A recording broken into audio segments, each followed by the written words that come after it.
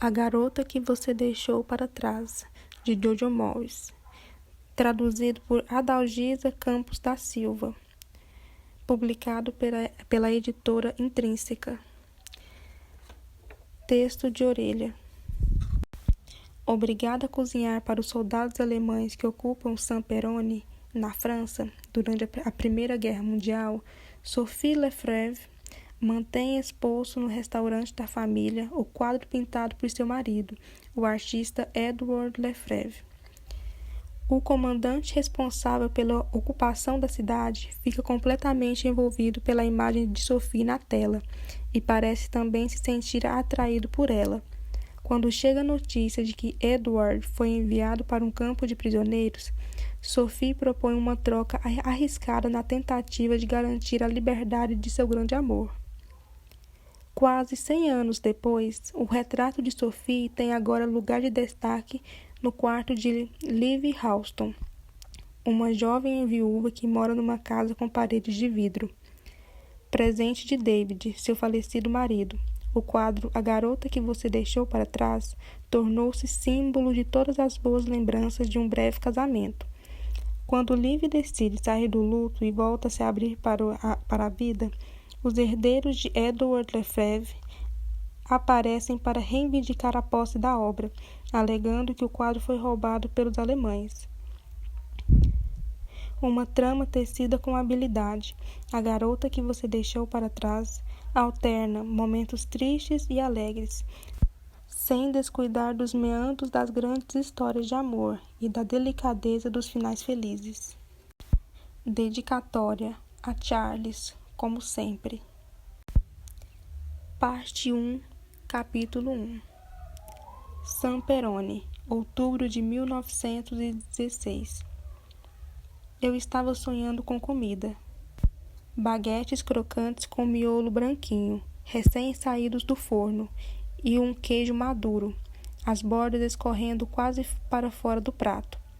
Uvas e ameixas em pilhas altas em tigelas, escuras e cheirosas, perfumando a casa toda. Eu estava prestes a esticar o braço para pegar uma, quando minha irmã me segurou. Deixe-me em paz, murmurei. Estou com fome. Sophie, acorde. Eu podia sentir o gosto daquele queijo. Ia pegar no naco de reblochon, passar um pouco num pedaço de pão quentinho e jogar uma uva na boca. Já podia saborear a doçura acentuada, sentir o aroma intenso. Mas lá estava a mão da minha irmã no meu pulso, me segurando. Os pratos foram sumindo, os aromas se dissipando. Quis pegá-los, mas eles se desfizeram no ar, como bolhas de sabão.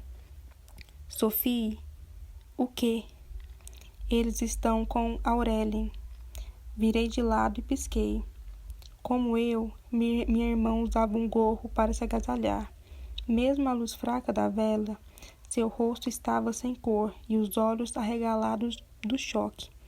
Estão com Aurélien, lá embaixo. Minha mente começou a clarear.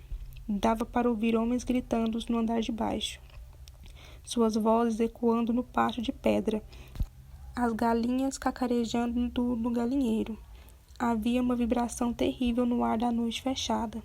Sentei-me na cama, apertando a camisola em volta do corpo, tentando acender a vela na mesa de cabeceira. Passei por ela aos tropeções e fui até a janela.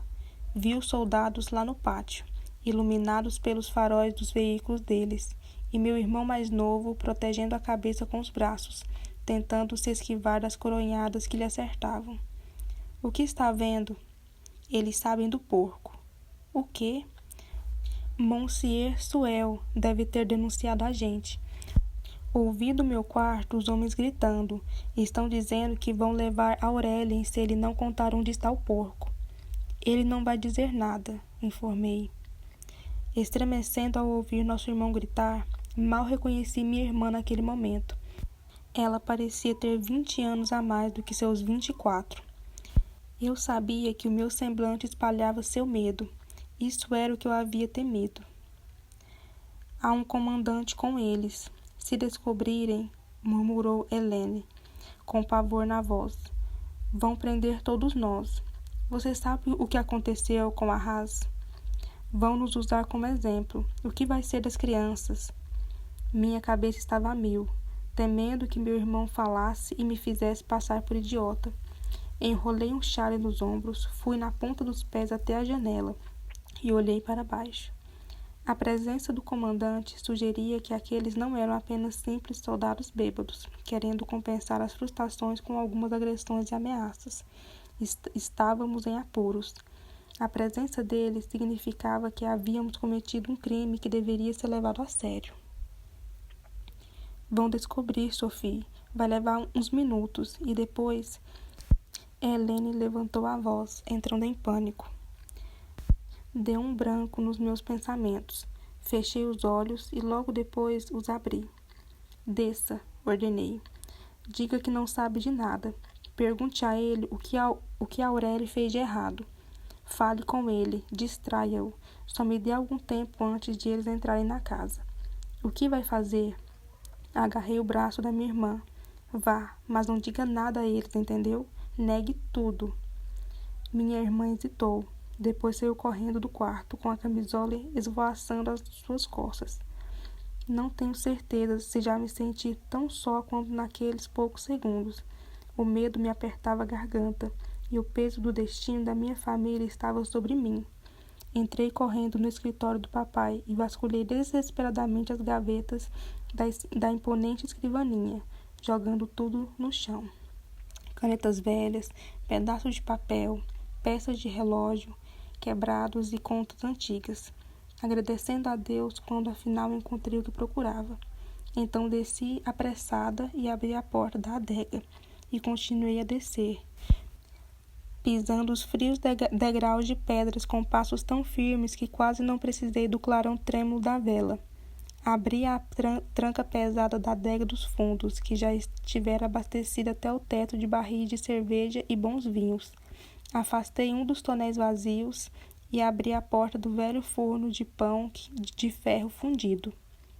O leitãozinho, ainda na fase de engorda, piscou sonolento. Pôs-se de pé, espiou-me de sua cama de palha e grunhiu. Com certeza já contei sobre ele. Nós o soltamos quando confiscaram a fazenda do Monsieur Giraldi. Como uma dádiva divina, ele se perdeu na confusão, afastando-se dos outros leitões que eram colocados na traseira de um caminhão alemão, e logo fui engolido pelas grossas saias da vovó Poilane. Havia semanas que o alimentávamos com bolotas e restos, na esperança de engordá-lo, até que alcançasse um tamanho suficiente para que tivesse alguma carne. A ideia daquele torresmo, daquela carne molhadinha, foi o que sustentou os moradores de Le Coq Rouge durante todo o mês. Ouvi meu irmão gritando de novo no pátio. Depois a voz da minha irmã, urgente e aflita, interrompida pelo som brusco de um oficial alemão. O porco me olhou com olhos inteligentes e sagazes, como se já soubesse o que lhe esperava. Sinto muito, mon petit, mas esse é mesmo o único jeito, e passei a mão nele. Em questão de minutos, eu estava do lado de fora.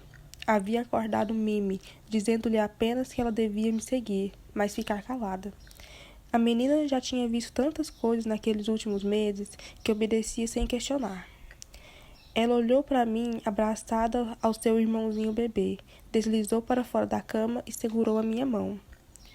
O ar estava frio com a chegada do inverno, e pairava o cheiro de fumaça de lenha do breve fogão que tínhamos conseguido acender mais cedo. Vi o comandante através do arco de pedra da porta dos fundos e hesitei. Não era Herberg, que conhecíamos e desprezávamos. Era um homem mais magro, barba escanhoçada, impassível. Mesmo no escuro, eu enxergava inteligência, não ignorância bruta em seu rosto, e fiquei com medo. Esse novo comandante olhava de forma especulativa para nossas janelas, talvez analisando se a casa poderia fornecer um acantonamento mais adequado do que a fazenda de Fourrière, onde dormiam oficiais alemães mais graduados. Acho que ele sabia que a posição elevada da nossa casa oferecia vantagens. Ali havia estábulos para os cavalos e 10 quartos, da época em que nossa casa era um hotel próspero da cidade. Helene havia no chão protegido Aurelin com os braços. Um dos homens erguia o rifle, mas o comandante levantou a mão. Fiquem de pé, ordenou-lhes. Helene recuou aos tropeços, afastando-se dele. Vi o rosto dela, crispado de medo. Senti a mão de Mimi apertar a minha quando ela viu a mãe, e apertei a dela, embora estivesse com o coração na boca, e saí da casa. O que está acontecendo, meu Deus do céu? Minha voz ecoou pelo pátio. O comandante olhou na minha direção, surpreso com o meu tom. Uma jovem passando pelo arco de entrada do pátio da fazenda, tendo agarrado a barra da saia, uma criança chupando o dedo, e ao peito, outra, enrolada em coeiros. Meu gorro estava meio torto, minha camisola branca de algodão já tão surrada que já nem senti o tecido encostando na pele. Rezei para que ele não ouvisse o palpitar audível do meu coração. Interpelei-o. E por qual suposta irregularidade seus homens vieram nos punir agora? Calculei que ele não ouvia uma mulher falar com ele daquele jeito desde a última vez que saíra de casa. O silêncio que se abateu sobre o pátio era impregnado de espanto. Meus irmãos, no chão, viraram-se para me ver melhor, sabendo muito bem onde tal insubordinação poderia me levar. E você, quem é? Madame Lefebvre. Notei que ele procurou ver se eu usava aliança. Não precisava se dar ao trabalho. Como a maioria das mulheres da nossa região, havia muito tempo que eu a vendera para comprar comida. Madame, temos informações de que a senhora está abrigando animais clandestinos. O francês dele era passável, sugerindo postos anteriores no território ocupado, e sua voz era calma. Aquele não era um homem que temia o inesperado. Animais? Soubemos de fonte confiável que a senhora mantém um porco em casa. Deve estar ciente de que, de acordo com as diretrizes, a pena por sonegar animais domésticos da administração é a prisão. Enfrentei o olhar dele. E sei exatamente quem lhe deu essa informação. Foi Monsieur Suel, não? Minhas bochechas estavam vermelhas e meu cabelo, preso numa trança comprida, caída em meu ombro, parecia elétrico. Formigava na minha nuca. O comandante virou-se para um dos subordinados. O olhar de soslaio do homem lhe disse que aquilo era verdade. Monsieur Suel, Herr Comandante, vem aqui pelo menos 2 vezes por mês, tentando nos persuadir de que, na ausência de nossos maridos, precisamos de sua marca especial de conforto. Como optamos por não aproveitar de sua suposta bondade, ele nos paga com boatos de uma ameaça às nossas vidas. As autoridades não agiriam se a fonte não fosse fidedigna. Eu argumentaria, Herr Comandante, que esta visita sugere o contrário. O olhar que ele me dirigiu foi impenetrável. Depois, virou-se encaminhando para a porta da casa. Fui atrás dele, meio que tropeçando nas saias ao tentar acompanhá-lo. Eu sabia que o simples ato de interpelá-lo com tanta audácia poderia ser considerado um crime. No entanto, naquele momento, eu já não sentia medo. Olhe para nós, comandante. Será que o nosso aspecto é de quem está banqueteando com carne bovina, cordeiro assado e lombo de porco? Ele se virou, olhando rapidamente para meus pulsos ossudos, visível sobre o punho da camisola. Eu perdera 5 centímetros de cintura só naquele último ano. Será que estamos grotescamente gordos com a fartura de nosso hotel? Sobraram 3 galinhas das 12 que tínhamos. 3 galinhas que tivemos o prazer de alimentar e criar para que seus homens possam pegar os ovos. Nós, enquanto isso, vivemos com o que as autoridades alemãs julgam ser uma dieta. Rações cada vez menores de carne e farinha, e pão feito com farelo de trigo tão pobre que não usaríamos para alimentar nossos animais. Ele estava no pátio dos fundos. Seus passos ecoavam nas lajes do chão. Hesitou, depois se encaminhou para a entrada e gritou uma ordem. Um soldado desapareceu do nada e entregou-lhe uma lâmpada. Não temos leite para alimentar nossos bebês. Nossos filhos choram de fome, adoecem de inanição. E mesmo assim o senhor vem aqui no meio da noite apavorar 2 mulheres e agredir um garoto inocente, nos bater e nos ameaçar porque ouviu dizer de um homem imoral que estamos nos banqueteando? Minhas mãos tremiam. Ele viu o bebê se contorcer e percebi que eu estava tão tensa que o apertava demais. Recuei, ajeitei o chale e cantarolei para ele. Depois levantei a cabeça. Não conseguia disfarçar a amargura e a raiva em minha voz. Reviste a nossa casa então, comandante. Vire-a de cabeça para baixo e destrua o pouco que ainda não foi destruído. Reviste todas as dependências externas também, aquelas que seus homens ainda não sacatearam para as necessidades dele. Quando encontrar esse porco mítico, espere que seus homens se regalem com ele. Enfrentei seu olhar por mais tempo do que eu poderia esperar. Pela janela, eu via minha irmã limpando os ferimentos de Aurelien, com a saia tentando estancar o sangue. Havia 3 soldados alemães parados junto com eles. Meus olhos haviam se acostumado com a escuridão, e vi que o comandante fora pego desprevenido. Seus homens, com um olhar hesitante, aguardavam que lhe desse as ordens. Ele poderia instruí-los a saquear completamente a casa e prender todos nós para pagar por meu extraordinário rompante. Mas eu sabia que ele pensava em Suel. Poderia ter sido induzido a erro. Ele não parecia ser o tipo de homem que gostasse da possibilidade de ter cometido um erro. Quando eu e Edward jogávamos pôquer, ele ria e dizia que eu era um adversário impossível, pois minha expressão nunca revelava meus verdadeiros sentimentos. Eu me obrigava a lembrar aquelas palavras. Esse era o jogo mais importante que eu já jogara na vida. Ficamos nos olhando, o comandante e eu. Senti por um breve instante o mundo inteiro parar à nossa volta. Eu ouvia o rugido distante da artilharia no fronte, a tosse da minha irmã, o alvoroço de nossas pobres galinhas esqueléticas, perturbadas no galinheiro. O barulho se desvaneceu, até apenas ele e eu estarmos frente a frente, apostando na verdade. Juro que eu ouvia meu coração batendo. O que é isto? O que? Ele ergueu a lâmpada e uma luz tênue e dourada iluminou precariamente o quadro. Um retrato meu que Edward pintara quando nos casamos. Lá estava eu, naquele primeiro ano, com o cabelo cheio e lustroso em volta dos ombros, a pele clara e viçosa e um olhar seguro de quem é amado. Eu o tirara do esconderijo havia semanas, dizendo a minha irmã não ter a menor intenção de deixar os alemães decidirem o que eu devia contemplar na minha própria casa. Ele levantou um pouquinho mais a lâmpada, para ver melhor o retrato. Não coloque aí, Sophie, avisara Helene, vai dar problema. Quando ele finalmente se virou para mim, pareceu custar-lhe muito tirar os olhos do quadro. Olhou para o meu rosto, depois de novo para o retrato. Foi pintado pelo meu marido. Não sei por que senti necessidade de dizer isso.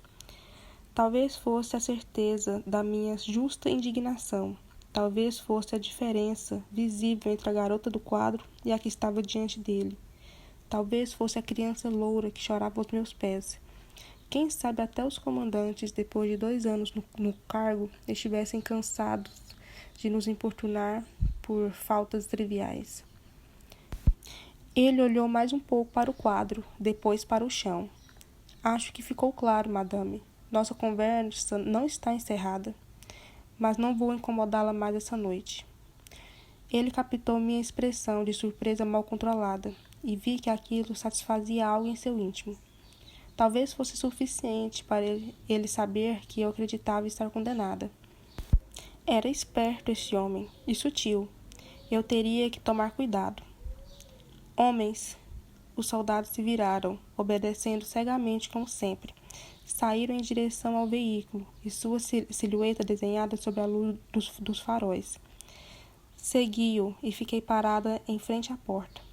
A última coisa que ouvi dele foi a ordem dada ao motorista para seguir para a cidade. Esperamos enquanto o veículo militar voltava para a estrada, com os faróis sondando os buracos da pista. Helene começara a tremer. Levantou-se cambaleante, a mão com os nós dos dedos brancos espalmada na testa, os olhos fechados. Aurélien estava parado de forma esquisita ao meu lado, segurando a mão de Mimi, envergonhado de suas lágrimas infantis. Esperei os últimos barulhos do motor morrerem. Eles também gemiam na ladeira, como se também estivessem agindo sob protesto. Está machucado, Aurélien? Toquei na cabeça dele, ferimentos superficiais e hematomas. Que tipo de homens atacavam um garoto desarmado? Ele estremeceu. Não doeu, disse. Eles não me assustaram. Pensei que fossem prendê-lo, disse minha irmã. Pensei que fossem prender todos nós. Eu ficava com medo quando ela apresentava aquele aspecto, como se estivesse balançando à beira de um vasto abismo. Ela enxugou os olhos e deu um sorriso forçado ao se agachar para abraçar a filha. Alemães bobos. Eles não deram susto, não? Mamãe é boba por se assustar.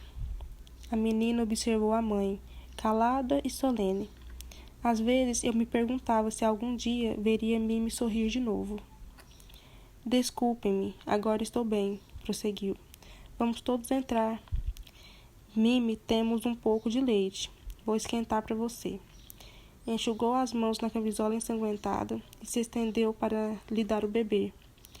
Quer que eu pegue, Jim? Comecei a tremer compulsivamente, como se estivesse acabado de me dar conta de quão apavorada eu devia ter ficado. Minhas pernas estavam bambas, a força fluindo para o solo. Queria desesperadamente me sentar. Sim, respondi. Acho melhor.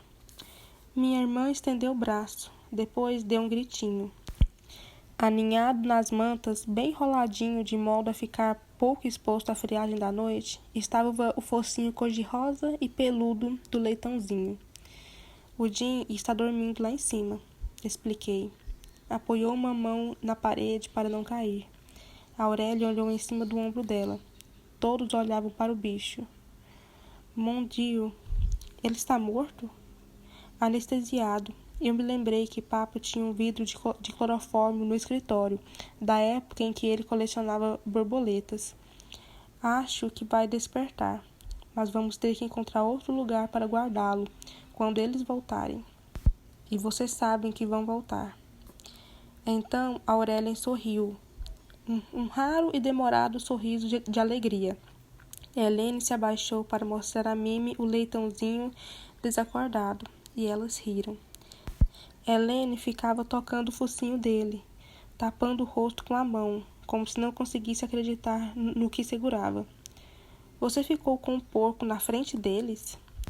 Eles vieram aqui e você segurou o bicho na cara deles? E depois brigou com eles por virem aqui? Sua voz era de incredulidade. Na fuça deles, disse Aurélien, que de repente parecia ter recuperado um pouco da pose. Você segurou o bicho na fuça deles. Eu me sentei no chão e comecei a rir. Rir até ficar com o rosto dormente, e não sabia se ria ou se chorava. Meu irmão, talvez temendo que eu estivesse histérica, pegou a minha mão e se encostou em mim. Ele tinha 14 anos e às vezes se irritava como um homem. Outras vezes tinha uma necessidade infantil de segurança. Helene continuava mergulhada em seus pensamentos. Se eu soubesse, disse ela, quando você se tornou tão corajosa, Sophie. Minha irmãzinha, quem deixou você assim? Você era tão tímida quando éramos crianças, tímida. Eu não tinha certeza se sabia a resposta. Então, quando finalmente voltamos para casa, enquanto Helene se ocupava com a leiteira e a Aurélien começava a lavar o rosto magro e maltratado, fiquei parada diante do retrato. Aquela garota, a garota com quem Edward se casara, me olhava com uma expressão que eu já não reconhecia. Ele vira isso em mim muito antes de todo mundo. Aquele sorriso expressava o conhecimento, satisfação dada e recebida, orgulho. Quando seus amigos parisienses descobriram o inexplicável amor dele por mim, uma vendedora de loja, ele se limitava a sorrir, porque já vira essa expressão em mim. Eu nunca soube se ele entendia que ela só existia por causa dele. Fiquei ali olhando para a garota e, por alguns segundos, me lembrei de como era ser ela, sem sentir fome nem medo, interessada apenas nos momentos em que poderíamos ficar a sós com Edward. Ela me fazia lembrar de que o mundo era capaz de beleza e que já havia existido coisas, arte, alegria, amor, que enchiam meu mundo, em vez de medo, sopa de urtiga e toque de recolher. Vi Edward na minha expressão e então percebi que eu acabara de fazer. Ele me lembrara da minha própria força, que ainda restava dentro de mim para lutar. Quando você voltar, Edward, juro que serei de novo a garota que você pintou.